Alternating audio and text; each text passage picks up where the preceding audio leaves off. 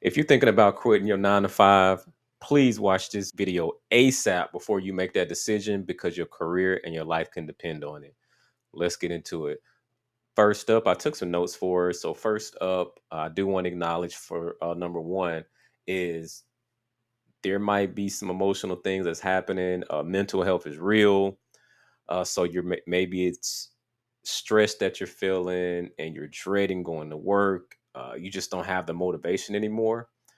It might be a sign that it's time to leave, but I would suggest before you make that decision, I would ask the question of, have you explored therapy? Have you, maybe there's some other mounting things that's spewing over in the job, that you can explore.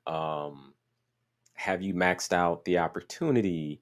Um, are you still interested in that career path? And so I would want so I mentioned therapy, then also like maybe talking to a coach to like really uncover like where this feeling is coming from. That's on the therapy side, but then also on the moving forward side of like, is this what you ultimately want to do? And so I want to dig a little bit more because if you just quit because you feel something, that still may not necessarily solve the full issue and concern that you have.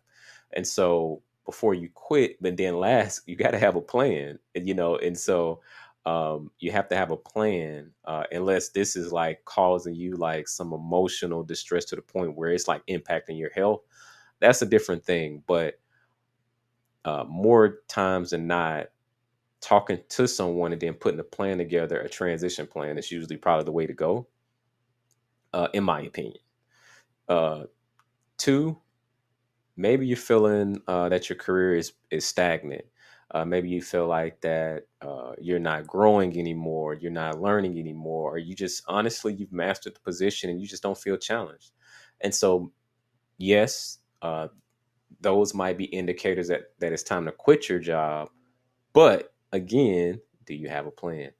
And I would ask you, um, when you say that you're not learning anymore, that might not necessarily be true, but maybe it is, And so there's always aspects of the job that you can, while you're in your season of working on your current job, as you're planning forward, there could be aspects of skill sets that you can just continue to lean into while you're creating another plan for yourself. So you can develop that while you're getting paid to do that. And that's also allowing you to continue to add value where your feet is in the moment. Uh, Three, maybe you're feeling undervalued, and maybe you feel like that you've been overlooked for promotion, or and maybe your contributions is being overlooked. Uh, I would suggest to talk to someone to maybe uncover that a little bit more. When I've been on coaching calls and I've talked to individuals who have mentioned this, usually when I dig and probe and ask questions, they usually say things like, well, my work should speak for itself. And to be honest, that's not necessarily true. There are some other things that go along with that. And so I would turn it back around and have you set the proper expectations with your manager or your skilled manager on like, what does promotion actually exactly look like? But then I do want to say that sometimes even when you've done that, the plan doesn't go, things don't go according to plan. And so now it's, coming back to the drawing board and saying, okay, what went well? What can I work on and just move forward? And sometimes it's continuing down that path with the current company that you're at. And then sometimes you need to make a move, because maybe you just, for whatever reason, they have a longer promo cycle, or maybe you just don't have the right relationships, and maybe you've anchored your brand and it's probably hard to turn that brand around of being pictured in this certain way. Who knows? And so maybe it is time to move on, but again, we got to have a plan. uh, Four, you want to assess the so this is thinking of yourself like a business, like based on the value that you're adding with the company, based on the value that you're adding, what what do they see that position being valued at? How much are you making? Are you displeased with how much you're making? That could be a reason to leave. But before you leave, then we would need to explore what is it that you want to do, uh, and then also what does the marketplace find this position value, and so what is the market willing to pay for this skill set, this new skill set that you're looking to go down when you put your plan together. And so, because maybe from a financial standpoint, the current role that you're in is just not getting it done. And how do you know it's not getting it done? It's because of the results that you're getting, and it's not being, and you're not able to take care of some of those things that you care about, meaning your household, your family, if you have kids, maybe you want to take trips, maybe you want to fund your retirement account or your investments, and maybe it's just not enough money at the end of the month. That's a real thing. And so that's something that we would need to talk about as well, something that you would need to explore as well before you quit your job. Because again, got to have a plan. 5 and 6 is probably going to go together, but I'm going to start with 5. And so it comes to the question of passion and purpose. And, my job doesn't align with my passions or my values. Now that's a different, that values, that's, if it's not aligning with your values, then of course you need to make a move. But what I've found a lot of times people are mentioning passion. And so there's a lot of information over the internet about passion, pursue your passion, but then it kind of turns into a selfish thing. And what ends up happening is you pursue a passion, and then you try to force it on the marketplace, and the marketplace is telling you we either value that or we don't. And so if you go down that path, you got to be just very mindful on what the marketplace is willing to pay for that passion. Because sometimes it might be to pursue a high income skill set that you enjoy as well. And so like looking at the marketplace, looking at all of the 6 figure and above positions, if that's your goal, that's what I'm talking about. I like to help people get to 6 figures and above, and saying, okay, looking at the landscape, what's in high demand that companies will pay 6 figures for, and then you say, "Oh, I think I like that one," and then you pick that one. You create that high income skill, and then you fund your passion. So that can be an avenue, and that's what I advocate folks to consider. I'm not saying it's a be all end all, but that's just how I view it. And because you have to think of yourself like a business, and so what services that you're going to, what services are you going to provide to the market.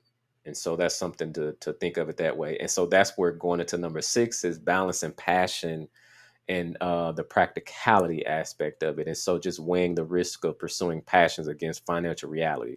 Because here, I'm here to tell you, I've talked to people and they pursued their passion, and it was in a very selfish way. And hey, you got to take care of yourself, do what's best for you. But they pursued a passion and they try to force it on the marketplace, and it didn't go well, and they were in a tough spot as as a result of that. So next up is 7. You have to, before you quit your job, your 9 to 5. You need to evaluate the current job market. As you know, we're currently in uh, recessions. That's debatable, but the one thing that's not debatable is the high inflation. Everything costs more, so your money is not going as far as it once did at the pumps. Like when you're getting gas for your car, if you need to get a car note, it's more now. If you to purchase a home, you're paying more now for your mortgage. Rent is going up. If just some basic things, food is going up. You're getting you're spending the same amount of money and you're getting less back. I don't know about you, but I like to go to Whole Foods and other places, but like I'm like, dang, okay, I got this one bag and I done spent over $100, but I'm not complaining, but I'm sure you feel that way too. And so what helps overcome some of that is having a high income skill to where you're not stressed about it as much. Is you don't put your head in the sand and pretend like things aren't costing more, but at least if you're making, over 6 figures, it can help relieve some of that pressure. It's not the be all end all, but I tell you what, it's better to make 6 figures than not, in my opinion. If that's something that especially if you're feeling the squeeze. Number 8, I wanted to ask you, if you quit your job today, what position would that leave you in financially and with your career? Imagine quitting today. How much emergency fund do you have? How much runway do you have? How much emotional stress you may be putting on yourself if you only have one stream of income? Think about it. I tell you one thing, it's easier to make a pivot, create a plan, and execute on that plan when you have revenue coming in. When you don't have revenue coming in, you start to get fearful, fear of running out of money, you get desperate, and in the interviews, you can feel that energy as well. Um, and so I just want you to be mindful of that. I recommend putting a plan together and keeping your job. Just my humble opinion. If you enjoyed this video, make sure you like, comment, and subscribe. Or if you know you need a career coach and you know you want to make that pivot, ready to quit that job, wait, book a coaching call. Happy to help. Until the next video. Peace.